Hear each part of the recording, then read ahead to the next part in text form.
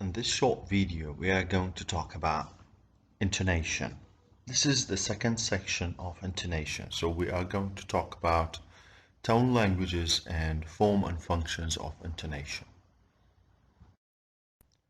Well, so what are the three possibilities for the intonation used in pronouncing the one-word utterance? In fact, there are three possibilities in intonation for a single word utterance or one word utterance.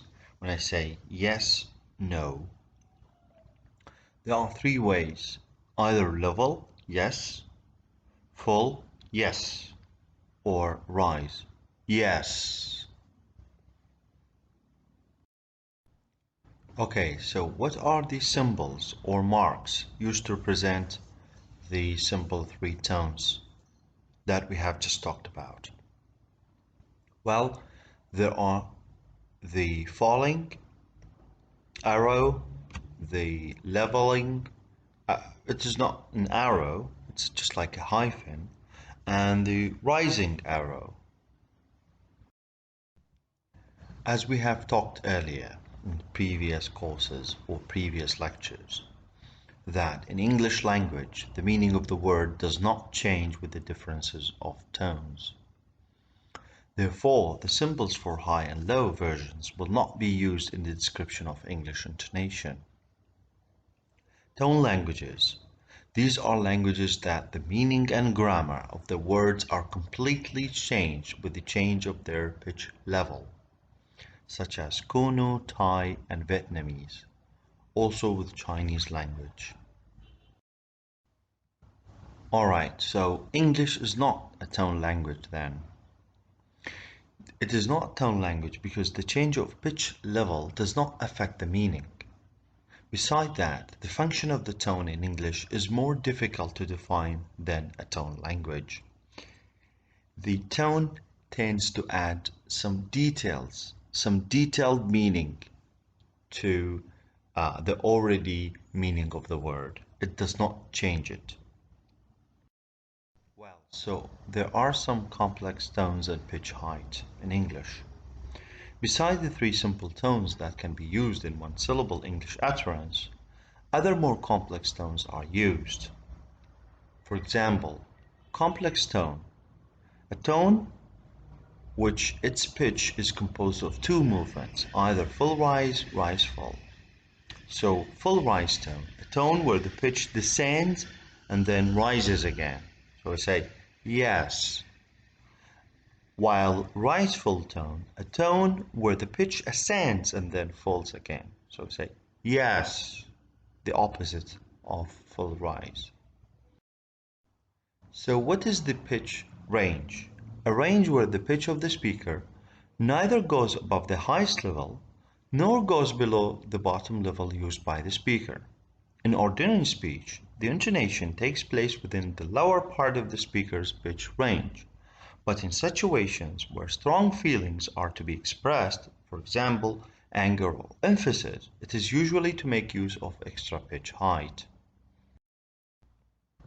As you can see in the figure in front of you, there's the difference between the normal and emphatic yes. So you say yes, and a strong emphatic yes. When you say yes, the falling is difference here. Well, so a new symbol is used to indicate extra pitch height in order to distinguish between it and the normal speech. The symbol is a vertical upward arrow, as you can see. So any of the tones can be given extra pitch height in certain circumstances where they are pronounced with emphasis and or express strong feelings. Okay, so what are the functions of English tones? Yes and no will be used in the explanation as if they are pronounced in isolation.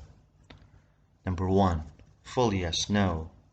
Falling yes, no are used as final answer to a question. They give the impression that there is nothing more to be said. On the other hand, rise, yes, no. This tone gives an impression that something more is to follow. for example, information or invitation. It usually occurs in a dialogue between two people. For example, "Hi sir, excuse me." "Yes." Answering with a rising tone is similar to "What do you want?" Here is another example. "Do you know John Smith?" If B replied with "yes," he would give a feeling of finality and he doesn't wish to continue with the conversation. Another example. "Have you seen Anne?"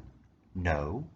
This answer would normally imply an invitation to A to continue his speech. The falling tone with no.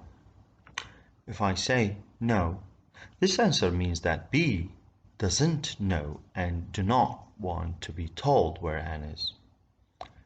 Number 3, full rise. Yes, no. The full rise tone is used a lot in English language in some special functions. One of them is limited agreement or response with reservations. Here is another example. "I've heard that it's a good school." Yes. The reply of B indicates that he doesn't completely agree with what A said. So with full rise, yes means limited agreement. Now with the rise full, this tone is used to convey rather strong feelings of approval, disapproval, or surprise. For example, "Isn't the view lovely?" "No." Number 5, the level tone. This tone gives a feeling of something routine, uninteresting, or boring. So if you're asked, "Have you ever been in prison?" you would just normally say, "No." Well, in this point we will look at tones on other words. We would see how tones can be applied to other words, either single-syllable words or multi-syllable words. In the case of polysyllabic words, the tone falls on the most strongly stressed syllable. The tone mark is equivalent to a stress mark. Falling tones suggest usually final definite feeling. For example, "Stop 80 again." With rise often suggest a question. "Sure, really, tonight?" When a speaker is giving a list of items or saying multiple things, they often use a rise on each tone until the last, which has a full.